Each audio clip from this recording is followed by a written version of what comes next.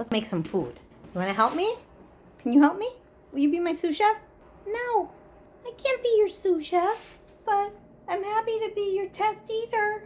It's 5:30 in the evening, Ginny's normal dinner time, but the problem is I'm almost out of her homemade food, which means it's time to make a new batch. Hey, Ginny, wondering what's going on in here?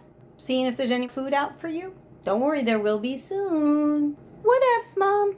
The weekend Ginny was diagnosed, no matter what I put in her kibble, she would not eat it. It was as if Ginny was saying to me, look, I'm 13 years old. I've just been diagnosed with lymphoma. You better step up your game. A lot of people in the Facebook group told me it was important to feed Ginny a ketosis diet or a low-carb diet. The idea being that carbs are broken down into sugar and that cancer cells thrive on sugar. So we've got a pound of ground beef. I'm practicing what I preach, and I went to a very fancy butcher and asked where their ground beef came from. I'm looking for cows that are raised humanely. That's the most important thing to me. 2 to 4 organic eggs. Ginny is a huge egg fan. I always make an extra egg for her when I'm scrambling eggs for the family. And she's always happy to eat any leftover eggs that my daughter doesn't finish. Nature's Yolk gets a 4 out of 5 on the cornucopia organic egg scorecard, which means that the chickens actually really do have a great deal of space and access to the outside. For organic peas and carrots, I just use whatever brand is at the health food store. It's usually Cascadian Farms.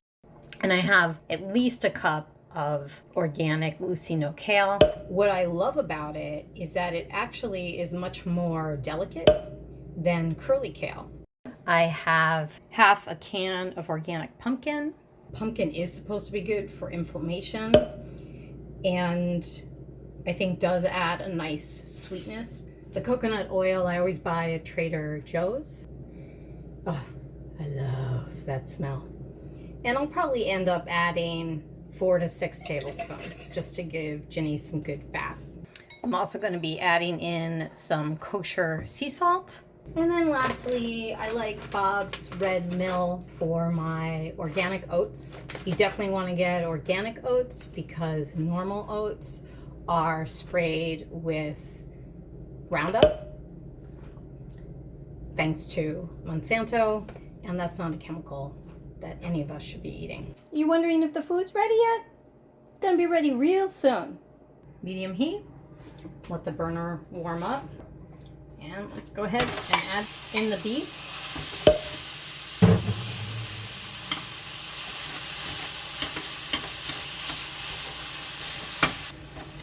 The thing with grass-fed beef is that it's not very high in fat. Cows that eat grain have more fat. Okay, so now what I'm going to do is add in the coconut oil. 1 tablespoon. That's like 2.5. This is not a scientific recipe. I'm just eyeballing things. Add the peas and carrots.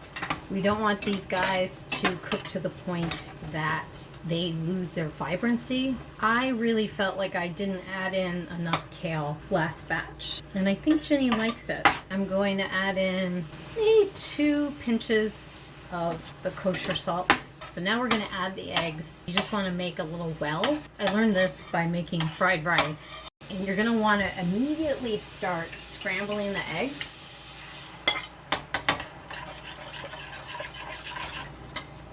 There we go. I want this egg to harden before I really mix it with the majority of the beef mixture. All right, good.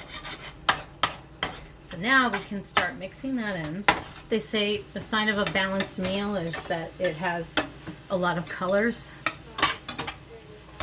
I know, honey, I'm almost done. That's my daughter telling me it's 6:30 and she's ready for her dinner too. It used to be Ginny always came in last place in terms of priorities, but lately I've been trying to make a point of making sure her needs are met first. We're just gonna add in some of the oats, and then here we go. This is the last ingredient, the pumpkin.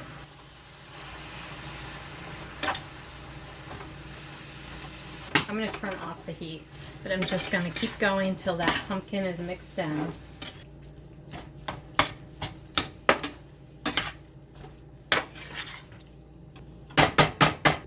Okay, let's test this out. Who's excited to have her food? Yes, yes, yes, yes. What do you think? That's your new batch of food? Yeah, whatever. Smells good. Should we try? All right, I'm gonna try, and then I'll let you try some too.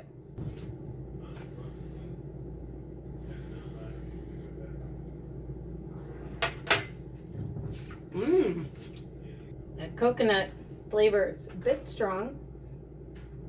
Can't taste the eggs too much.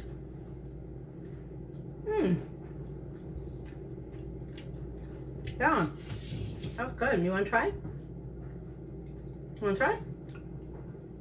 No? What are you, crazy? I don't eat off of a fork. I'm a dog.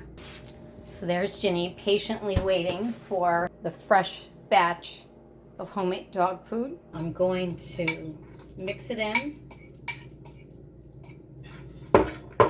with the kibble. And I also like giving her the bowl, which has lots of yummy juices in it, so she can lick it clean, which she totally does. You ready, Ginny? Yes, I'm ready. You're totally late. I can't believe this. Okay, here you go. There you go. There's nothing like cooking one of your baby's homemade food and seeing them scarf it down. So in the end, this made about 5 cups of food. That's only gonna last us for 5 days. Really, I'd like a batch to make more like a whole week's worth of food. You gonna lick the other bowl now? Ginny, any final words for our fans? Listen up, pups. It's time to demand homemade dog food from your parents. # we want our homemade dog food and we want it now.